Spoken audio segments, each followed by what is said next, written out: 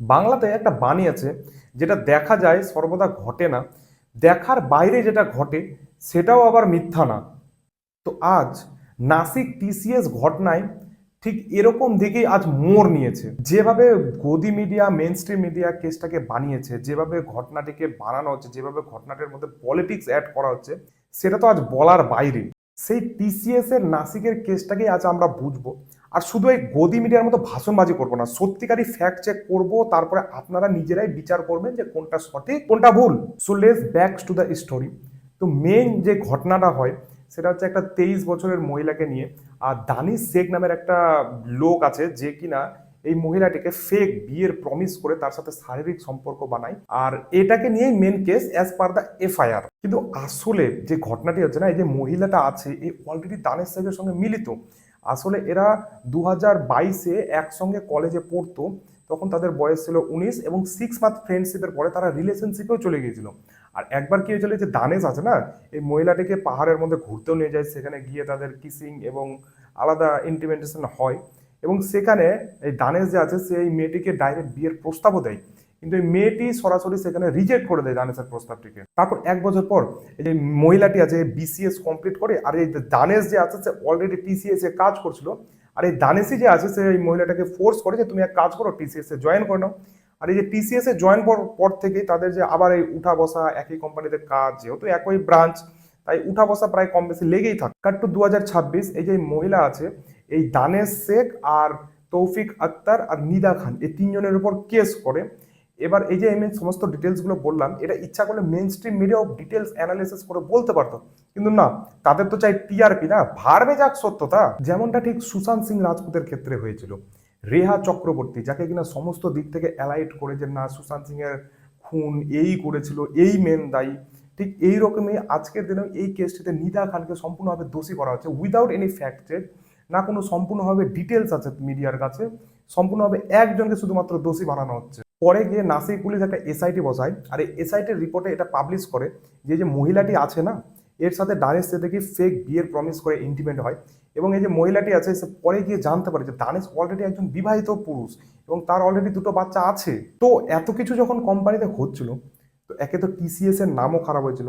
তাই টিসিএস কি করেছিল, একটা স্পেশাল মানে টিম বানিয়েছিল রিসার্চ করার জন্য সম্পূর্ণ বিষয়টিতে। পরে গিয়ে এটা পাবলিক করা হয় টিসিএস দ্বারা। এই যে নিদা খান যে আছে এ একজন সাধারণ প্রসেসর অ্যাসোসিয়েট, এ কোনো বড় পজিশন হোল্ড করে না। কিন্তু মেন স্ট্রিম মিডিয়া তো অলরেডি এটাকে একটা কর্পোরেট জিহাদ বানিয়ে দিয়েছে না।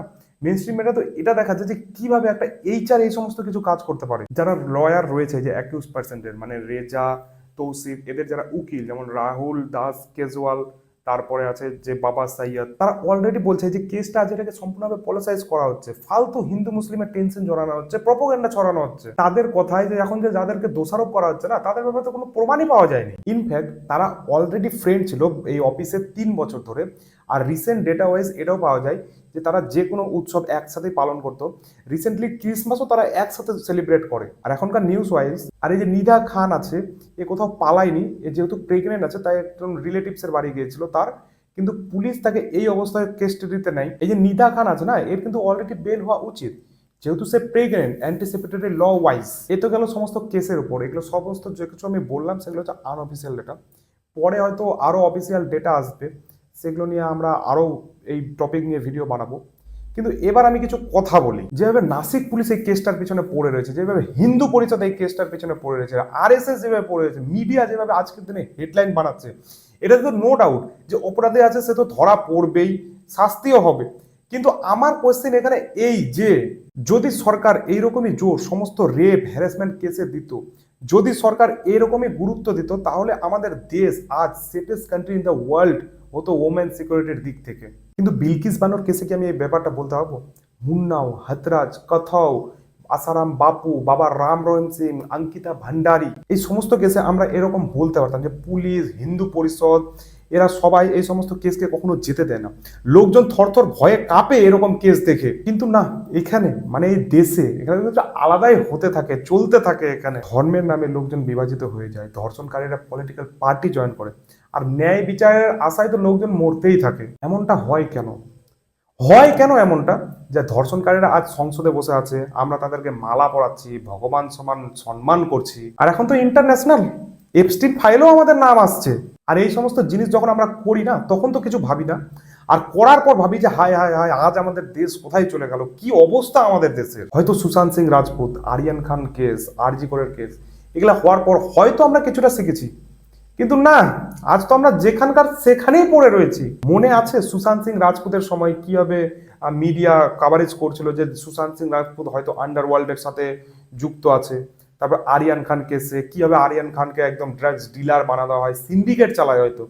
আরজিকর কেসেও কিভাবে দেখানো হয় যে অর্গ্যানের সাথে ডিল করা হয়, গ্যাং রেপ করা হয়, তারপর কত রকমের পলিটিসাইজ করা হয় কেসটাকে। কিন্তু এতদিন পরে হলেও, ঠিক এত দেরিতে জানতে পেরেও যে হ্যাঁ, এগুলো না সমস্ত কিছু একটা তৈরি করা ক্ষোভ ছিল। কি লাভ হলো?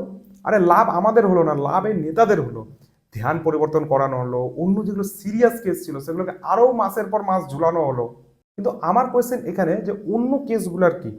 এইসব জিনিস দেখে একটাই জিনিস শেখা যায় যে না, আজকের দিনে এই যে সাইলেন্স আছে এটাকেও তৈরি করা যায়। যেমন ক্ষোভ তৈরি করা যায়, তেমন সাইলেন্সও তৈরি করা যায়। মনে আছে অঙ্কিতা ভান্ডারের কেস?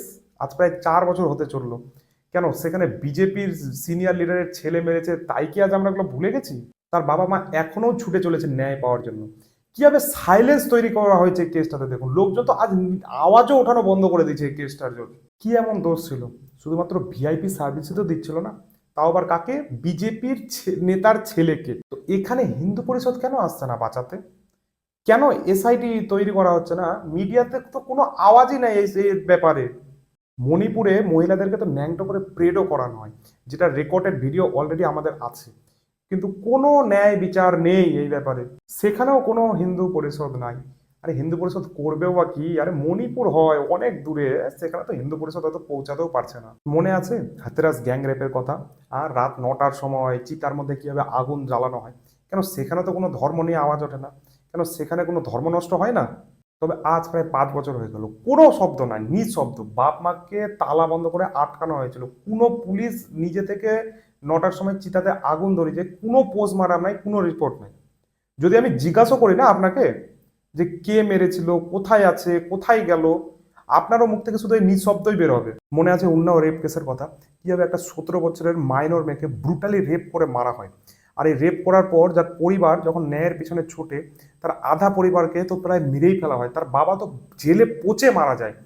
আর যখন এই সমস্ত কিছু হয়েও অপরাধী শাস্তি পায়, যায় না তার কিছু মাস বা কিছু বছর পর, হয়তো লাক বা হয়তো সিচুয়েশন, সেও প্রায় ছাড়া পেয়ে যায়। আবার পরে যাই হোক, মেন স্ট্রিম মিডিয়া বা বাদেও যে ভারতবর্ষের লোক, তারা কিনা কিছুটা প্রোটেস্টে এসে তার আবার শাস্তি দেওয়া হয়। কিন্তু তখন কোথায় ছিল এই মানব সংগঠনগুলো? এই যে হিন্দু পরিষদ, বিলকিস বানোর রেপিসদের যখনকে ছাড়া পেয়ে এদেরকে আবার যখন মালা পরানো হচ্ছিল, তখন আপনাদের এই হিন্দু পরিষদ কোথায় ছিল? তখন আরএসএস কোথায় ছিল? মেইন স্ট্রিম মিডিয়া কোথায় ছিল? তো পরে গিয়ে হয়তো সুপ্রিম কোর্ট এদেরকে এই আবার পাঠায় জেলে, না হলে হয়তো এতদিনে আমরা এদেরকে অলরেডি সংসদ বানিয়েও দিতাম। তবে শুধু এই সমস্ত কেসই না, আজ এই সমাধানের ব্যাপারেও আমরা কথা বলবো এই ভিডিওর মধ্যে। যদি আমরা হিন্দু মুসলিম না খেলি, পলিটিক্স না ঢোকাই এই সমস্ত বিষয়ে, সত্যি যদি জেনারেল ডিমান্ড করি, গভর্নমেন্টের কাছে চাহিদা করি, প্রোটেস্ট করে এই ডিমান্ডটা আনি, তাহলে এই সমস্ত কেসকে কমানো যাবে। আর এই যে এটা যে সমাধান, সেটা খুব কঠিন না, একদম সহজ সরল সমাধান। বুঝাচ্ছি কিভাবে। আমাদের দেশে বড় বড় কেসের জন্য সমস্ত কিছুরই একটা আলাদা করে ডিপার্টমেন্ট রয়েছে। যেমন ফাইন্যান্সিয়াল ফ্রডের জন্য ইডি, ক্রাইমের জন্য সিবিআই, সাইবার ক্রাইমের জন্য সাইবার ক্রাইম ব্রিও, আবার টেরোরিজমকে আটকাতে অ্যান্টি টেরোরিজম স্কোয়াড। ঠিক এরকমই সরকার একটা ডিপার্টমেন্ট লঞ্চ করে দেখ না, serious crime against women department.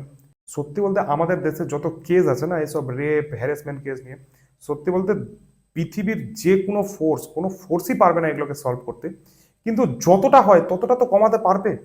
কিছু বর্ণ, জাতি, ধর্ম, টাকা পয়সা, পাওয়ারের রুতবা এইসব বন্ধ করে জেনুইনলি আমরা যদি এটাকে বানাতে পারি না, অনেকটা হলেও এই ফোর্স কমাবে, জেনুইনলি ডিমান্ড করবে, শাস্তি দিতে পারবে, কোনো কোনো ক্ষেত্রে ফাঁসিরও শাস্তি দিতে পারবে, যেটাতে কিনা কিছুটা হলেও এই সমস্ত ক্রাইমগুলোকে কমানো যাবে দেশের মধ্যে। লোকজনের মধ্যে ভয় থাকবে, দ্বিতীয়বার করার সময় একবার হলেও ভাববে এইসব বিষয়ে। দেখো সমাধান আছে, আর এটার উপরে না আওয়াজ ওঠানো দরকার।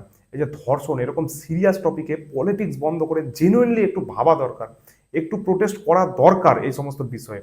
কারণ আজ যদি আমরা এইসব ব্যাপারে কথা না বলি না, তাহলে পরে গিয়ে এই নেতাগণ আমাদেরকে আরো চাপবে, আমাদের ওপর চড়ে বসবে। তো আজকের জন্য এতটুকুই, দেখা হচ্ছে আবার কোনো নেক্সট ভিডিওতে।